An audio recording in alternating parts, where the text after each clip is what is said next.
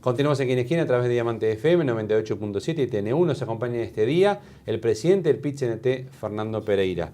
El conflicto de la educación dejó, aparte de sinsabores en ambos bandos, por así decirlo, bastantes situaciones que generaron interrogantes. Entre ellas se habló mucho de la representatividad sindical.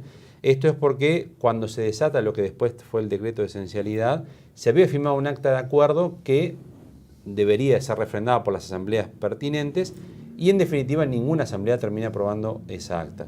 De ahí salieron desde actores del gobierno hasta diferentes actores sociales, también de la oposición, a decir de qué clase de representatividad se está hablando cuando un dirigente firma y después su asamblea se lo desconoce, y algunos hasta llegó a decir y recordar la época de Delía, de ese dirigente sindical tan destacado, que cuando él resolvía o cuando él hacía algunas cosas la asamblea se lo llevaba. ¿Hubo cambios en cuanto a la influencia que ustedes tienen cuando van a las asambleas? Bueno, en nuestro caso ni siquiera pudimos llegar a la asamblea, es decir, se prejuzgó, ni siquiera pudimos defender ese convenio en una asamblea porque se decretó la esencialidad y la discusión pasó de un convenio colectivo a defender la libertad de huelga, el derecho de los trabajadores de ejercer su derecho a huelga, que es un derecho humano fundamental con el cual cambió el eje del debate. En segundo lugar, yo pienso que hay personas que tuvieron 2 meses en los sindicatos, si no, no opinarían de la forma que opinan. Los principales dirigentes sindicales de este país hemos perdido asamblea, y menos mal que es así, porque si no, en vez de dirigentes sindicales, elegiríamos monarcas. Es decir, usted habla de Delía, de Juan José Ramos, de ese tipo de gente. Todos los que le estoy diciendo perdieron alguna asamblea, Juan Castillo, los principales dirigentes.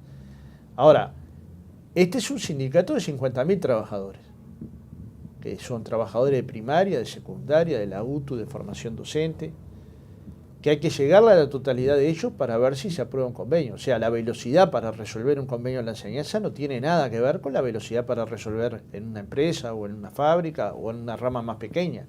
Lleva su tiempo. De hecho, esta nueva acta nosotros en la Federación de Magisterio la vamos a estar tratando recién el 26, porque hay que discutirla a nivel de todo el país. Ahora, si nos tocara perder, no vamos a hacer ni más ni menos que el día anterior. Y si nos toca ganar, tampoco. ¿Me explico? Porque nosotros vamos a defender. Pero porque usted, si usted no se siente desautorizado cuando la asamblea le barre todo lo que acordó. No, desautorizado no me siento. Lo que da representatividad es que la gente en el Uruguay cada 2 años vota su dirección sindical. Mejor o peor es la dirección que vota. Pero si en una formulación de convenio la gente entiende que ese convenio no es aceptable, debe poder opinar con libertad. Si yo defiendo como bien supremo la libertad, no puedo decir que si opinan en contra de lo que yo pienso, entonces deben de perder la libertad. Al contrario. ¿Y del otro lado qué cree que siente cuando usted firma algo y después no se lo aprueban?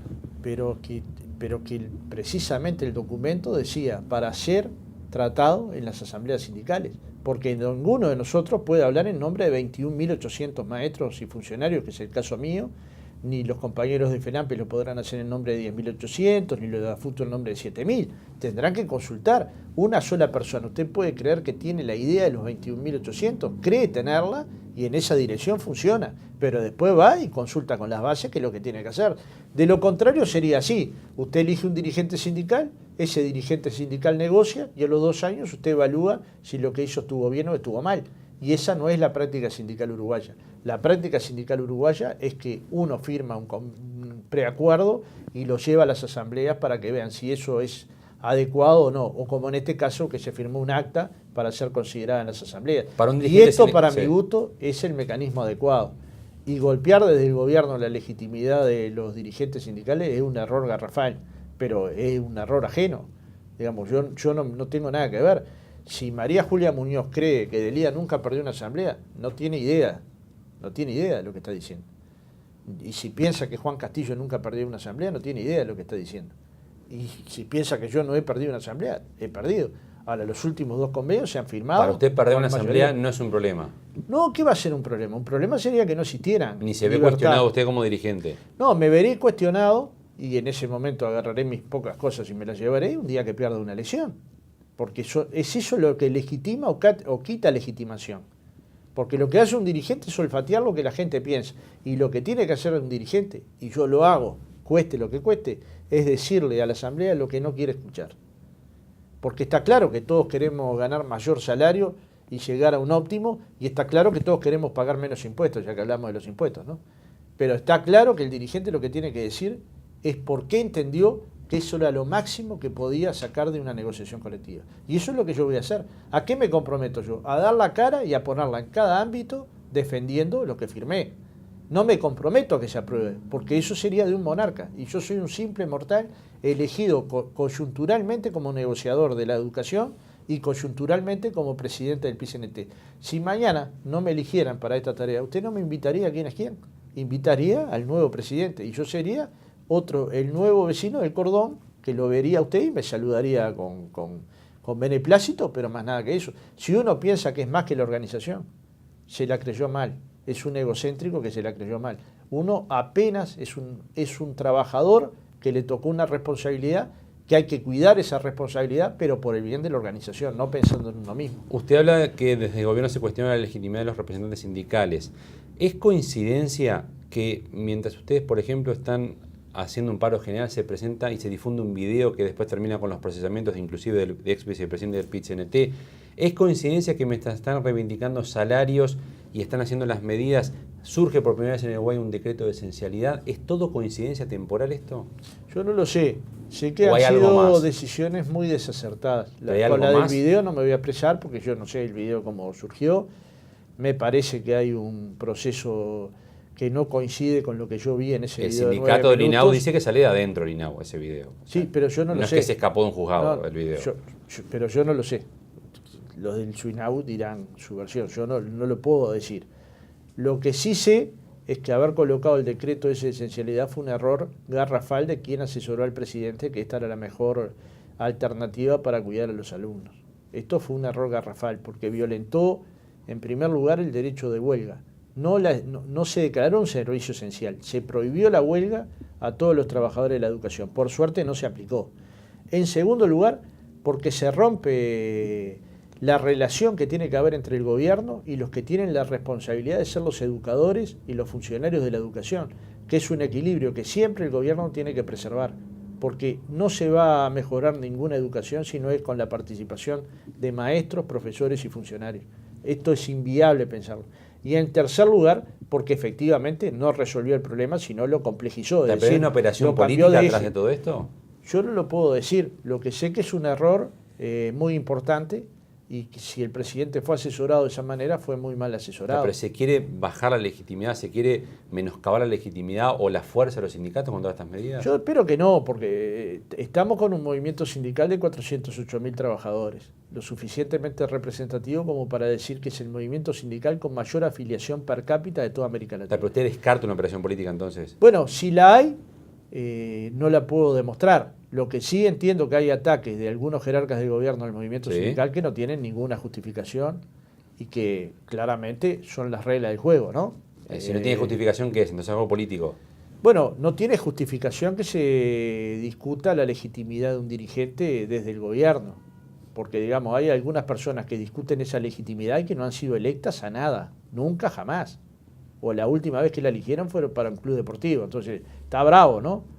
Algunas críticas están bravas para aceptarlas. Sin embargo, yo las acepto callado la boca. Lo que digo es, estas son las reglas de juego. Se equivocan cuando vas a deslegitimar al interlocutor que tenés, ¿verdad? Pero el objetivo de legitimar, ¿cuál es? Y yo qué sé, hay que ¿hacerle perder fuerza al otro? Hay que preguntarle. No, pero usted lo está viendo que se busca eso. Yo creo que no lo han logrado. Pero sí se buscó eso. Y bueno, algunos miembros del gobierno yo creo que sí. Que no tengan la fuerza que tienen ahora. No me estoy refiriendo al presidente, pero algunos miembros del gobierno pienso que han hecho ataques demasiado duros e injustificados, pero sobre todo es más menoscabando a quien va a ser su interlocutor. Es más útil negociar con un sindicato debilitado, no como está ahora. Yo pienso que eso es lo que piensan algunos y es la tesis más equivocada que he visto en mi vida. Los sindicatos fuertes, las organizaciones sindicales fuertes son los que garantizan interlocuciones fuertes. Ahora, nadie puede pensar que en una sociedad donde un maestro gana 17.000 pesos líquidos y un funcionario que cocina para 300 alumnos a veces solo y gana menos de 15.000, no tenga que conflictivizar para generar mejores condiciones de salario. Si eso alguien lo piensa equivocadamente. Creer que ese es un salario adecuado, cuando después ese trabajador tiene que tener 2 empleos, o tiene que acumular horas con formación docente, o lo que es peor, y esta es la parte peor, que decide no ejercer porque consigue un trabajo mejor pago fuera de la educación, acá que estamos teniendo un problema ideológico, ¿verdad? Yo creo que el trabajador que no pelea por sus derechos, la gente cuando se indignó con el decreto de esencialidad, si no se hubiera indignado yo me hubiera preocupado. Si se indigna no me preocupo, porque sigue habiendo rebeldía y la rebeldía es absolutamente central para cambiar las cosas en un país. Entonces lo que yo digo es, hubo ataques directos del gobierno a la legitimidad de los dirigentes que yo creo que son equivocados, altamente equivocados. ¿Por qué? Deslegitiman a su interlocutor, al que a la semana siguiente tuvieron que llamar para conversar del mismo tema, ¿me explico? Entonces, alguien desde el gobierno, yo pienso que el presidente tendría que observar estas conductas, porque son conductas que no ayudan a los procesos democráticos. ¿Observar esa conducta que los ministros renuncian, los que hicieron No, este tipo de actitudes? yo no pido renuncias. ¿Por qué? No las pido porque el gobierno elige sus ministros y el movimiento sindical a través de sus elecciones, sus autoridades. No es pidiendo renuncias que se resuelven los problemas. ¿Usted qué quiere, un rezongo nada más de presidente entonces? Me parece que hay que observar las conductas como cada uno de nosotros observar que es debería rezongar, apercibir. Lo que entienda el presidente. No cambiar. Lo que Gente. entienda el presidente. ¿Para usted ayudaría que se cambien algunos interlocutores en el gobierno? Yo creo que algunos interlocutores no han ayudado en nada al diálogo, en nada. ¿Y que se cambien ayudaría? No me voy a meter en decisiones que no son de mi Pero organización. ¿ayudaría el diálogo que se cambie? No me voy a meter en ese tema.